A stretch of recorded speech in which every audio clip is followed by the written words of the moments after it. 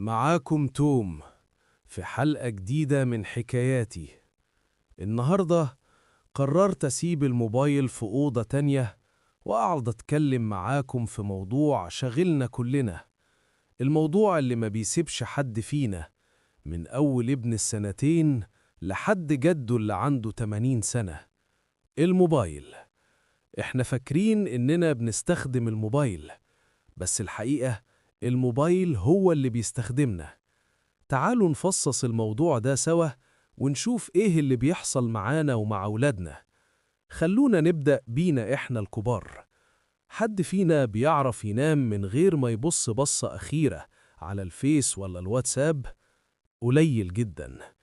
الضوء الأزرق اللي بيطلع من الشاشة ده حرفياً بيضحك على مخك ويقوله لسه نهار يا معلم، فبتبدأ تفرز هرمونات بتخليك في حالة يقظة. النتيجة نوم متقطع وصداع، وتاني يوم تبقى زي الزومبي. التركيز اللي طار. بقت قدرتنا على التركيز في حاجة واحدة أكتر من 5 دقايق صعبة جدا.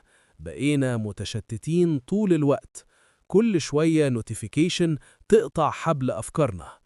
عارفين التكست نيك؟